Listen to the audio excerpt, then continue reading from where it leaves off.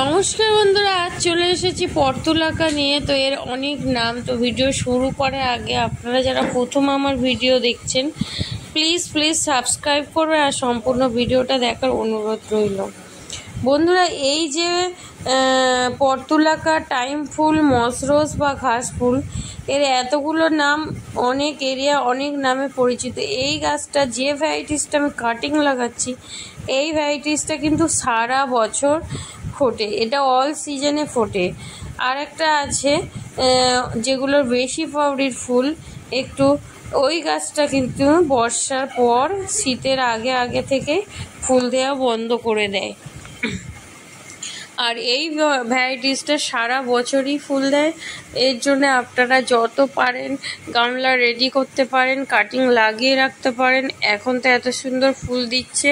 আবার মসরোজ উইন্টারেও দেবে আর সারা বছরই দেবে। তো কাটিং লাগানোর পরে আমি জল দিয়ে দিলাম। এদের মাটি একদমই পুরানো মাটি নিয়ে নিয়েছি, না থাকলে আপনারা একটু বালি মিশিয়ে নতুন মাটির সাথে দিতে পারেন আর এক ভাগ খাদ দিয়ে দেবেন, ব্যাস, আর কিছু লাগবে না। এটা সুন্দরভাবে গ্রো হয়ে যাবে। আর একটা আমি যে ভ্যারাইটিসটার কথা বলছিলাম, এটাও খুবই হার্ডি, কিন্তু এটা শীতে হয় না, বাকি 6 থেকে 7 মাস ফুল দেয়। তো এটার যে লুকটা দেখুন, এই রকম করতে চেয়েছিলাম, কিন্তু কিছুদিন এটা নিয়ে কাজ না করায় ওরকম টব ভরে গেছিল। নিচে একটা বাঁশ দিয়ে লাগিয়ে রেখেছিলাম ছোট কঞ্চি দিয়ে, তো পড়ে গেছিলো, তো সব কেটে ফেলে আবার আমি তার দিয়ে বেঁধে রেখেছি।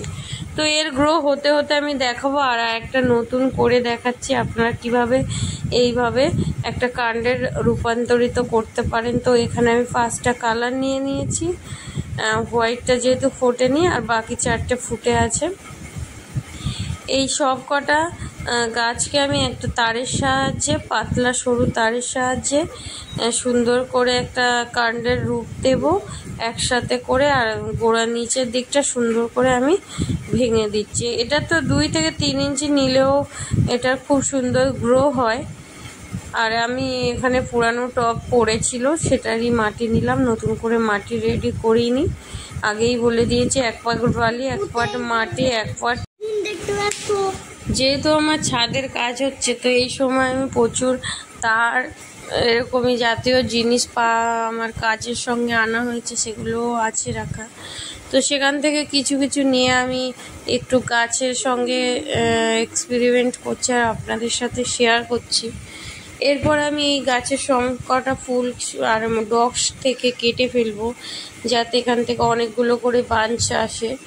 বন্ধুরা, আপনারা এইভাবে করুন, আর পরবর্তী লুকটা কেমন হবে অবশ্যই আপনাদের সাথে শেয়ার করব। আর এইসব গাছের তেমন খাবারের প্রয়োজন হয় না, পরিচর্যার প্রয়োজন হয় না, তবে একটু যদি দেখভাল করা যায় খুব সুন্দর এই গরম থেকে বর্ষা ফুলে ভরে যায়। দেখুন আমার সঙ্গে বদমাশি করতে চলে এসছে, একদমই ছাড়ে না, সঙ্গে ঘুরতে থাকে। তো বন্ধুরা, এইভাবে লাগিয়ে ফেললাম, লাগিয়ে একটু জল দিয়ে আপনারা এটা একটু ছায়াযুক্ত জায়গায় রাখবেন 2-3 দিন, তারপরে দেখবেন এটা অটোমেটিক সুন্দর গ্রো হয়ে গেছে। তো আজকের মতো এইটুকু আপডেট ভিডিও।